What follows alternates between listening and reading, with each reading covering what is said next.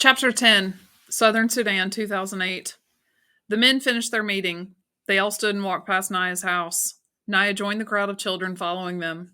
A few minutes walk beyond her house, there was a tree. The men stopped at the tree, and the strangers talked to Naya's uncle some more. There was another tree, some 50 paces past the first one. With Naya's uncle beside him, one of the men stopped at the halfway point. The other man walked the rest of the way and examined the second tree. The first man called out to his friend in a language Naya did not understand. The friend answered in the same language, but as he walked back toward the group, he translated for the chief and Naya could hear him. "This is the spot, halfway between the two largest trees. We will find the water here." Naya shook her head. What were they talking about? She knew that place like the back of her own hand. It was there, between the two trees, that the village sometimes gathered to sing and talk about a big fire. There wasn't a single drop of water on that spot, unless it was raining. Southern Sudan, 1985.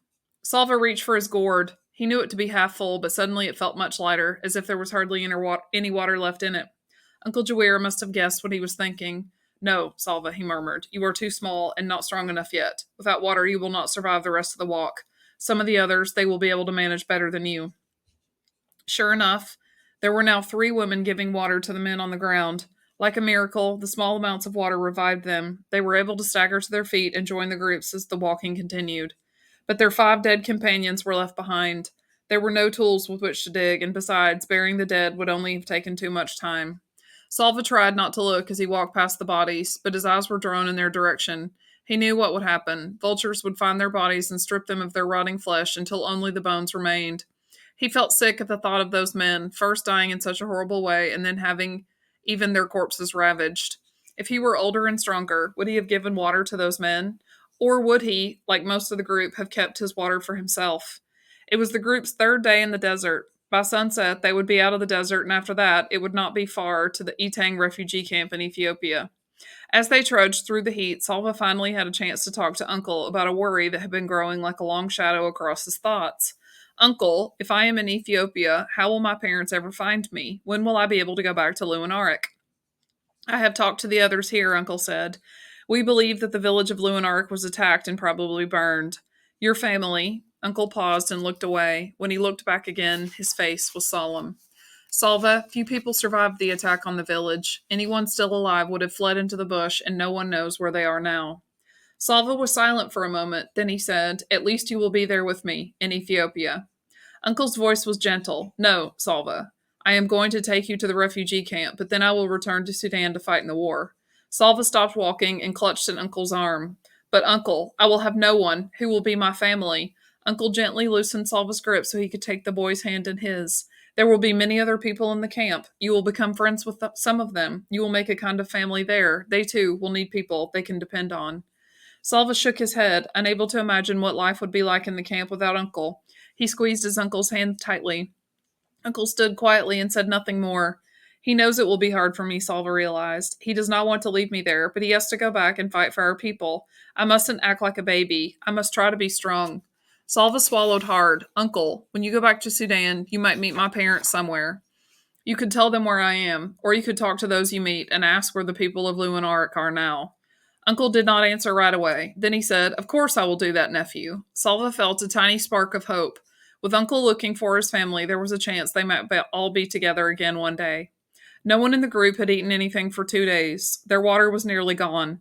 Only the vision of leaving the desert kept them moving through the heat and dust. Early that afternoon, they came across the first evidence that the desert was receding. A few stunted trees near a shallow pool of muddy water.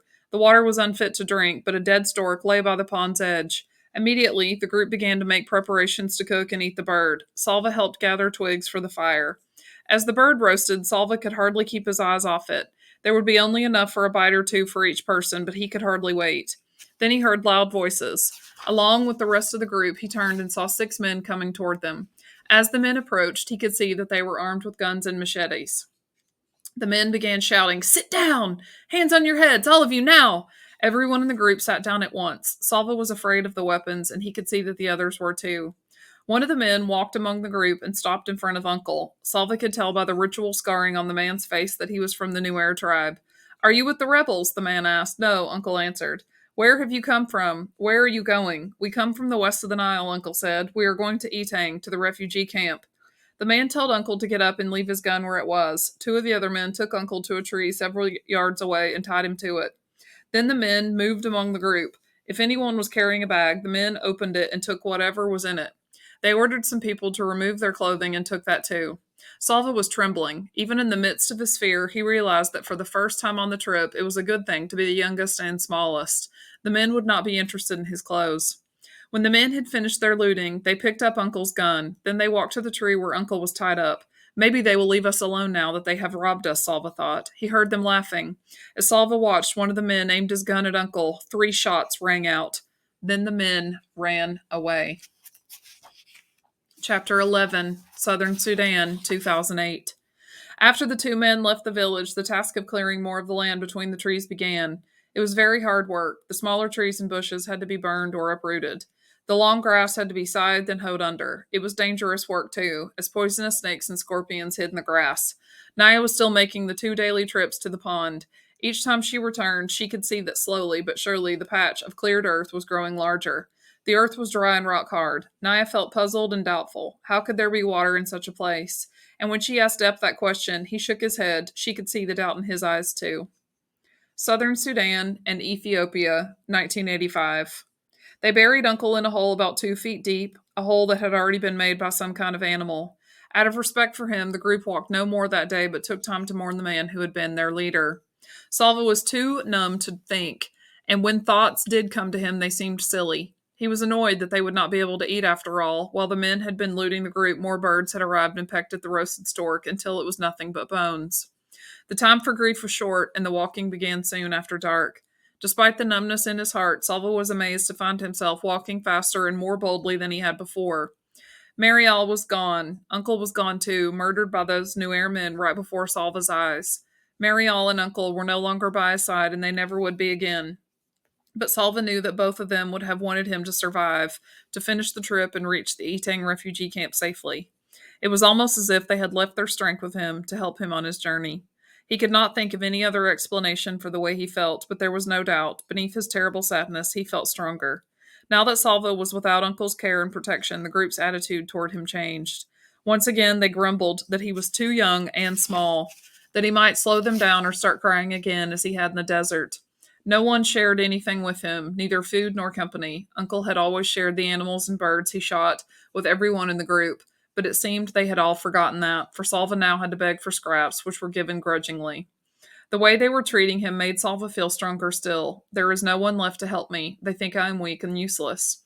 Salva lifted his head proudly. They are wrong, and I will prove it. Salva had never before seen so many people in one place at the same time.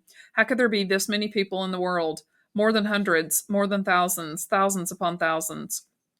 People in lines and masses and clumps. People milling around, standing, sitting, or crouching on the ground, lying down with their legs curled up because there was not enough room to stretch out. The refugee camp at Etang was filled with people of all ages, men, women, girls, small children. But most of the refugees were boys and young men who had run away from their villages when the war came. They had run because they were in double danger, from the war itself and from the armies on both sides. Young men, and sometimes even boys, were often forced to join the fighting, which was why their families and communities, including Salva's schoolmaster, had sent the boys running into the bush at the first sign of fighting. Children who arrived at the refugee camp without their families were grouped together, so Salva was separated at once from the people he had traveled with. Even though they had not been kind to him, at least he had known them. Now, among strangers, once again, he felt uncertain and maybe even afraid.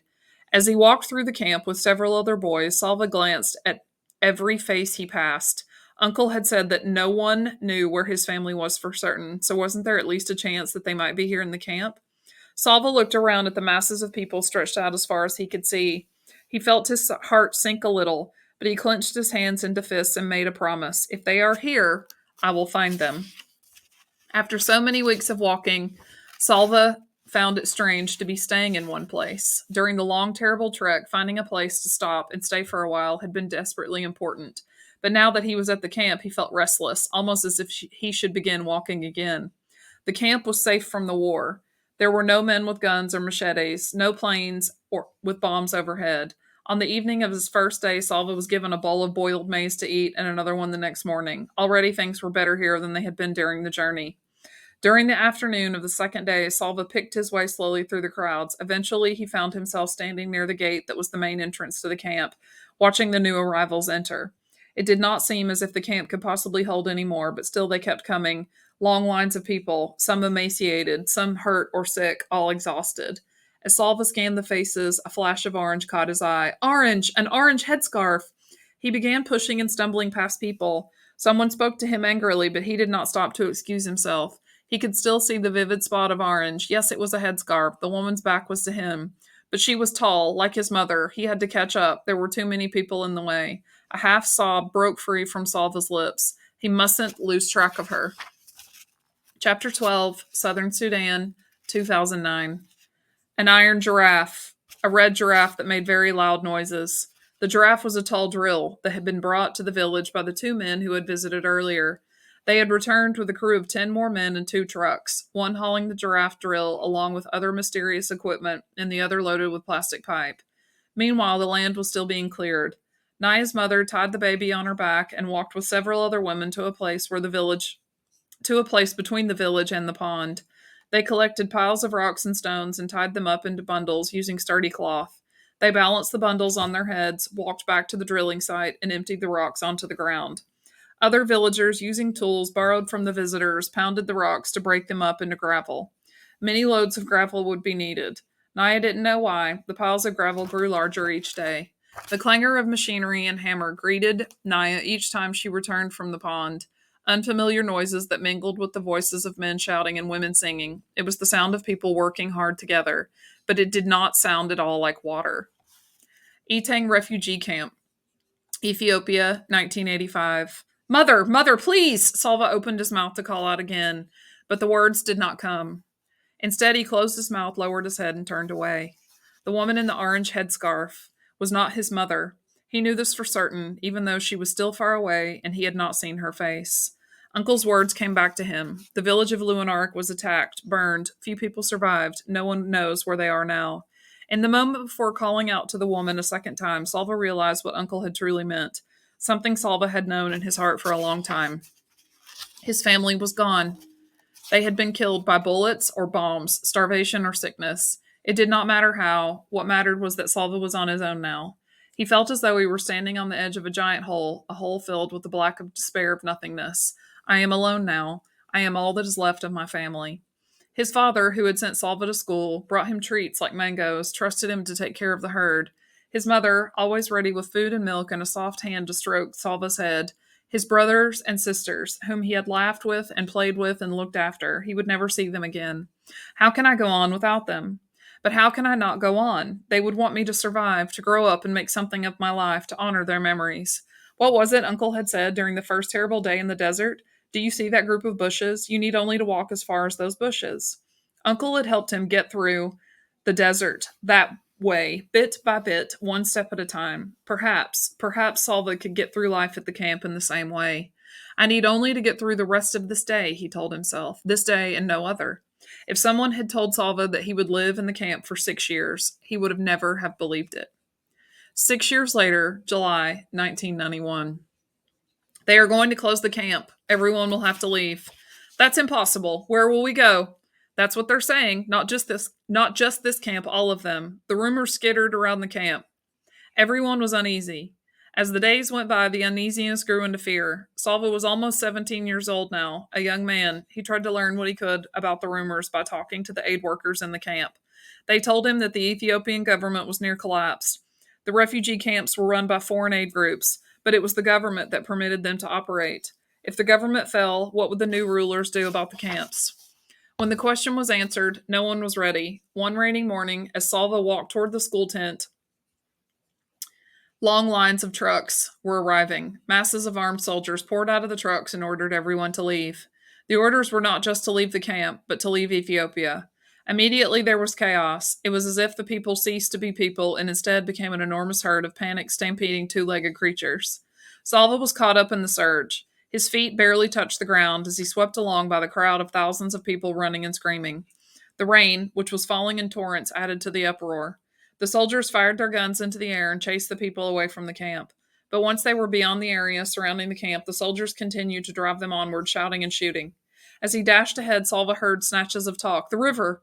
They're chasing us toward the river! Salva knew which river they meant, the Gila River, which was along the border between Ethiopia and Sudan. They are driving us back to Sudan, Salva thought. They will force us to cross the river. It was the rainy season, swollen by the rains. The Gila's current would be merciless. The Gila was well known for something else, too: crocodiles.